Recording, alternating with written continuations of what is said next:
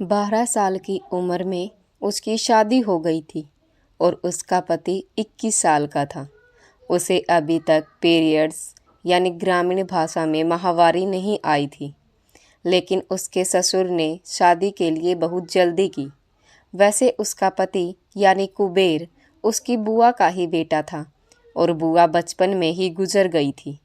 कुबेर स्वभाव से थोड़ा अक्खड़, घुसेल और चिड़चिड़ा था। वह स्वभाव से आक्रामक था। जब उसे गुस्सा आता तो वह काबू में नहीं रहता था। फिर हाथ में जो भी आता वह सामने वाले पर फेंक देता, सब कुछ तहस नहस कर देता। फिर चाहे वह चीज़ कितनी भी लाख की क्यों न हो, उसे कोई फर्क नहीं पड़ता था। गांव में उसे उल्टी खोपड़ी का, बिना दिमाग का भैंसा ही कहते थे। बचपन से उसकी सगी माँ का प्यार और संस्कार नहीं मिले थे, इसलिए वह वैसा हो गया था। ऊपर से उसकी सौतेली माँ भी थी और उस सौतेली माँ का एक बेटा और बेटी थी। वह कुबेर की तरफ ध्यान नहीं देती थी, इसलिए वह इतना असंस्कारी हो गया था। हमेशा सौतेलेपन की भावना उसके मन में रहती और वह चिड़चिड़ा हो गया और शादी के बाद शायद वह सुधर जाए। यह सोचकर उसके पिता ने उसकी शादी करवाने का फैसला किया, लेकिन ऐसे लड़के को कौन अपनी बेटी देता। और कुसुम की माँ ने अपनी ननंद के बेटे यानी उनकी इकलौती आखिरी निशानी कुबेर के साथ कुसुम की शादी करने का फैसला किया, क्योंकि उसके पिता बड़े हक से कुसुम का हाथ मांगने आए थे। वे उसकी माँ से बोले कि अगर तुम भी बेटी नहीं दोगी तो वह बर्बाद हो जाएगा। इसलिए कुसुम की माँ मजबूर हो गई थी। लहंगा चोली पहनकर खेलने की उम्र थी उसकी। उस उम्र में एक दोपहर उसे मेहमान देखने आए थे। तब वह बच्चों के साथ कंचे का खेल बिछा कर बैठी थी। मेहमान उसके दरवाजे पर थे और इसकी गोद में जीते हुए कंचों का ढेर था। धोती टोपी पहने, पैरों में चमड़े की चप्पल पहने उसकी बुआ के पति यानी कुबेर के पिता और उसके चाचा उसे देखकर उसकी माँ से बोले, लड़की को अभी से साड़ी पहनाना शुरू करो ताकि वह बड़ी दिखे। सिर्फ 12 साल की कुसुम घबरा गई थी। उसे अभी ठीक से छाती भी नहीं आई थी और शादी तय हो गई। और शादी की खरीदारी करते समय उसे बहुत खुशी हुई थी। नए कपड़े, साड़ियाँ, चप्पलें, वह लाल रंग की चुनरी, हाथ भर चूड़ियाँ, मेहंदी, नेल पॉलिश, यह सब देखकर वह बहुत खुश थी। ये सारी चीज़ें उसे बहुत अच्छी लगती थी, पर कभी भरपूर मात्रा में नहीं मिलती थी। अब मिल रही थी, इसलिए वह खुश थी। शादी के लिए हाँ या ना उसकी इजाज़त किसी ने पूछी ही नहीं थी, क्योंकि वह ज़माना ऐसा ही था। माँ बाप जहाँ कहें वहाँ चुपचाप शादी कर लो और चाहे जैसी भी तकलीफ़ हो सह लो, पर पति का घर मत छोड़ो। फिर सारी रस्में होने लगी। कुबेर भी अपने पिता की तरह लंबा चौड़ा और मजबूत शरीर का था, पर उसका रंग अपनी माँ की तरह गोरा था। नन्ही सी कुसुम को देखकर वह खो गया था। उसके साथ हर रस्म करते समय उसका ध्यान सिर्फ उसी पर था और कुसुम का सारा ध्यान अपनी भारी भरकम साड़ी संभालने पर था। उस 6 गज की साड़ी में उसके जैसी 3 छोटी छोटी कुसुम समा जाती। और उस ज़माने में सबसे बड़ा आश्चर्य होता था फ़ोटो ज़्यादा खिंचवाने को नहीं मिलते थे, इसलिए वह फ़ोटो खिंचवाने में मगन रहती। पति मतलब सिर पर मोर बांधकर बगल में खड़ा होने वाला और उसकी सेवा करनी है जैसे माँ बाप की करती है, बस इतना ही उसे पता था।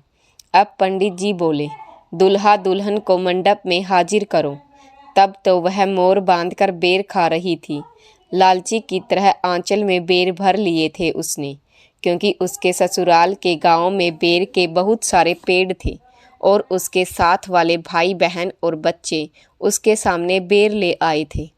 फिर उसने उनके हाथ से बेर छीन लिए और खाने बैठ गई। फिर उसकी माँ आई, उन्होंने वे बेर फेंक दिए और उसकी गोद भरी। फिर उसके माथे को पूरा ढक देने वाला पुराना जमाने का बड़ा सा वाशिंग उसके सिर पर बांधा गया और वह मंडप में खड़ी हो गई। ऊंचे कुबेर के सामने वह सिर्फ उसकी कमर से थोड़ी ऊपर और छाती से थोड़ी नीचे आ रही थी और माला पहनाते समय कुबेर को बहुत झुकना पड़ा था। शादी हो गई, बारात विदा हुई। उसकी माँ रो रो कर घर वापस जाने लगी तो वह भी उनके पीछे। वह भारी साड़ी संभालते हुए रोते रोते चल दी। बुआ का घर होने के बावजूद अब वहाँ उसकी सौतेली सास थी और कुसुम बहुत छोटी थी और वह कभी इस गांव में आई भी नहीं थी, क्योंकि सगी बुआ तो थी नहीं तो आकर भी क्या करती। फिर उसकी मौसी पूजा होने तक उसके साथ रुकने वाली थी और पूजा के बाद वह अपनी माँ के घर हमेशा के लिए यानी माहवारी आने तक रहने वाली थी। पर कुसुम अब वहाँ रहने को तैयार नहीं थी। वह रो कर अपनी माँ के पीछे लग गई। शादी जैसे गुड्डे गुड़िया का खेल था और अब वह खेल तोड़कर माँ के पीछे जा रही थी। उसे ऐसा ही लग रहा था, पर माँ ने उसे समझाया और वहीं रहने के लिए कहा, पर उसे कुछ समझ नहीं आ रहा था। उसकी वह उम्र ही नहीं थी समझने की। कुबेर के चचेरे भाई, उसके दोस्त उससे कहने लगे, तेरी शादी होकर भी कोई फ़ायदा नहीं। कुबेर बोला, क्यों? दोस्त बोले, अब इसे माहवारी आने तक तुझे बहुत इंतज़ार करना पड़ेगा। यह कैरी अभी कच्ची है, इससे अच्छा कोई पकी हुई कैरी क्यों नहीं तोड़ी। जब तक शादी नहीं होती तब तक सब्र करना ठीक है, पर एक बार शादी हो जाए तो फिर सब्र करना मुश्किल होता है। कुल मिलाकर पकने तक दम निकलता है, पर ठंडा होने तक दम नहीं निकलता। और अब यह सुनकर कुबेर हैरान रह गया कि वह अभी छोटी है, यह उसे पता ही नहीं था। वह तो पूजा होते ही सुहागरात के सपने देख रहा था और अब कुबेर को पता नहीं कितना सब्र करना पड़ेगा। 6 महीने, 1 साल, 1.5 साल या 2 साल, कौन जाने, क्योंकि प्रकृति के नियम के अनुसार जब उसे माहवारी आनी होगी तभी आएगी, अपने कहने से थोड़ी ना आएगी। कुबेर अब बेचैन हो गया। यहाँ एक दिन इंतजार करना मुश्किल था और इस तरह उसकी परीक्षा ली जाने वाली थी और कब तक ली जाएगी यह भी पता नहीं था। और उसकी घुटन शुरू हो गई। उसने अपने पिता से गुस्से में पूछा कि मेरी शादी ऐसी नाबालिग लड़की से क्यों की। पिता बोले, तो क्या करता, तेरे गुस्सेल स्वभाव की वजह से कोई भी लड़की देने को तैयार नहीं था। मामा की लड़की है, इसलिए कम से कम हक से तेरे लिए एक पत्नी तो मिल गई। अब वह चुप हो गया। उसे हर पल पत्नी की चाहत हो रही थी, क्योंकि वह शारीरिक संबंध के लिए पूरी तरह तैयार था, पर वह तैयार नहीं थी। अब उसे शारीरिक संबंध के लिए तैयार होने तक सिर्फ उसे देखकर मुँह का पानी निगलना था। वह मुंबई में नौकरी करता था और वहाँ का माहौल, वहाँ की औरतें देखकर उसे भी पत्नी चाहिए ऐसा लगता था। रोज़ रात को वह तड़पता था और फिर मैगजीन में गंदी नग्न औरतों की तस्वीरें देखने लगा, ब्लू फिल्म देखने लगा। मुंबई में होने की वजह से उसे यह सब आसानी से मिल जाता था और वह उन तस्वीरों में बड़ी भारी छाती वाली मांसल जांघों, लाल होठों वाली नग्न औरतों को देखकर लगातार उत्तेजित हो जाता था। उसकी काम वासना जागृत हो जाती थी और दोस्तों की बातों चिढ़ाने की वजह से उसे भी अब वह चाहिए थी, वह भी इस कच्ची उम्र में ही। अभी पूजा नहीं हुई थी, वह ससुराल में ही थी। जब वह नहाने जाती तो वह छिप कर देखता, पर वह उसे कुछ भी देखने नहीं देती। उसका पूरा शरीर बहुत दुबला पतला था, कोई भी अंग अभी ठीक से विकसित नहीं हुआ था। उसमें ऐसा कुछ भी नहीं था जो मन को भा जाए। अब पूजा हो गई और किसी से कुछ भी पूछे बिना वह सीधे जाकर अपनी माँ के साथ बस में बैठ गई। किसी का मान सम्मान रखना, सास ससुर से इजाज़त लेना और पति के प्रति थोड़ी भावनात्मक भावनाएं रखना वगैरह, ये सब उसके ध्यान में नहीं था। पर कुबेर को बहुत लगता था कि वह उसे पति की नज़र से देखे, पर बुआ का बेटा होने के नाते उसे उसका स्वभाव पता था। कई बार उनकी लड़ाई भी हुई थी और इसीलिए वह पहले से ही उससे थोड़ा थोड़ा गुस्सा करती थी। वह मायके आई और आते ही अपना थैला कोने में फेंक कर बच्चों के साथ कंचे खेलने चली गई और उन छोटे बच्चों से बोली, पिछली बार का खेल अधूरा रह गया था, वह अब सबको पूरा करना होगा। और यह तय हुआ था कि उसे माहवारी आने तक मायके में ही रखना है। कुबेर भी काम के लिए मुंबई चला गया, लेकिन फिर से उसके विरह में व्याकुल होकर वह रोज उत्तेजित होता और ऊपर से उसके दोस्त उसे और चिढ़ाकर परेशान कर देते थे। फिर उसने तय किया कि जब तक उसे माहवारी नहीं आती वह ससुराल नहीं आएगी, तो वह खुद ही उसके मायके आने लगा। अब वह उसके मामा का ही गांव था, इसलिए वह बेधड़क आ गया और आते समय उसने बहुत सारी खाने की चीज़ें लाई। चप्पलें, कपड़े, चूड़ियाँ वह उसके लिए लाता था, उसे खुश करने के लिए, पर वह भी सब कुछ ले लेती थी, खुश हो जाती थी। उसे यह सब सामान नया नया लगता था और उसकी दूसरी सहेलियों के पास नहीं होता था और उसके पास होता था, इसलिए उसे और भी ज़्यादा खुशी होती। पर वह किस इरादे से उसके लिए यह सब ला रहा है उसे समझ नहीं आता था। वह उसका लाया हुआ खाती थी पर उसे पानी तक नहीं देती थी। पति के रूप में उसकी कोई खैर खबर नहीं पूछती थी या कभी भी अकेले में उसके पास नहीं जाती थी, हमेशा भाई बहनों के बीच ही रहती। उसे हमेशा लगता था कि कब वह अकेले में मिलेगी, पर उसके मामा का घर छोटा था, 10 बाई 10 का कमरा और उसमें 6 लोग रहते और उसमें वह भी 7वें सदस्य के रूप में आ जाता था। फिर एक दोपहर वह खेल कर आई और बहुत सारे कंचे जीत कर लहंगे के आंचल में लेकर आई। वह भी घर पर आया हुआ था। माँ बाप काम पर गए थे, छोटी बहन और एक भाई स्कूल गए थे। इसे स्कूल का शौक नहीं था, इसलिए उसने तीसरी कक्षा में ही स्कूल छोड़ दिया था और कुबेर घर में मैगजीन की गंदी नग्न औरतों की तस्वीरें देख रहा था और वह अकेले अकेले उत्तेजित हो गया था।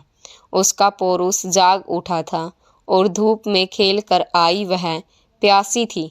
पानी का लोटा लेकर घटाघट पानी पीने लगी और उसकी नज़र उस पर गई। उसने उससे कहा, मुझे पानी दोगी क्या? वह उसके लिए पानी लेकर आई। उसने उससे कहा, यहाँ बैठो। वह बोली, क्यों? नहीं, मुझे गायों को पानी पिलाने जाना है। फिर भी उसने उसका हाथ पकड़कर जबरदस्ती पास बिठा लिया। उसके कोमल स्पर्श से वह और भी उत्तेजित हो गया और उसने उसे वे सारी गंदी तस्वीर दिखाई और उसे अपना पौरुष दिखाते हुए उस पर उसका हाथ फेरा और उसे बहुत घिन आई और उसने अपना हाथ पीछे खींच लिया और वह चुपचाप जाने लगी। इतने में उसके मिलन के लिए बेताब कुबेर ने उसे कसकर अपनी बाहों में पकड़ लिया और उसे मसलने लगा। अब यह सब बिल्कुल पसंद नहीं आया। अब उसने उसकी छाती पर हाथ लगाया, पर वह उसके हाथ में नहीं आई और वह अपनी रिहाई के लिए चीखने चिल्लाने लगी। उसे वह आदमी असहनीय लगने लगा। उसकी चीख पुकार सुनकर बाकी बच्चे दरवाजे पर आ गए और उसने मजबूरन उसे छोड़ दिया और वह उससे नफरत करती हुई वहाँ से चली गई। उसे धीरे धीरे प्यार से खिलाने से पहले ही उस कोमल कली को तोड़ने की कोशिश की और उस दिन से कुसुम उससे दूर दूर भागने लगी। शाम को माँ घर आने पर उसने माँ को सब कुछ बता दिया और बोली कि उसे यहाँ से जाने को कहो, वह बहुत गंदा है। और उसकी माँ उससे बोली, चुप रहो, हंगामा मत करो, वह तुम्हारा पति है। घर में छोटे भाई बहन हैं, उन तक यह बात नहीं जानी चाहिए। फिर माँ ने कुबेर को भी समझाया, वह अभी छोटी है, कोमल है, तुम ऐसा मत करो, और अब तुम उसे माहवारी आने तक यहाँ मत आना। और कुबेर मुँह पर तमाचा खाए हुए एक घायल पागल बाघ की तरह फिर से मुंबई चला गया और उसे बहुत अच्छा लगा कि वह चला गया। लेकिन वहाँ जाने पर उसके दोस्तों ने उसे फिर से चिढ़ाना शुरू कर दिया। कुबेर इस बार तो प्रसाद खाकर ही आया है या भूखा ही लौट आया, तेरी किस्मत ही खराब है, वगैरह वगैरह बोलकर वे उसे ताने मारने लगे। पहले ही वह अपने दिमाग से कम सोचता था। उसका उतावला गुस्सैल स्वभाव उसे शांत बैठने नहीं दे रहा था। उसे अपना अपमान दिल पर लग गया। उसे सच में एक पत्नी की बहुत ज़रूरत थी। वह पूरी जवानी में था पर सब्र नहीं हो रहा था।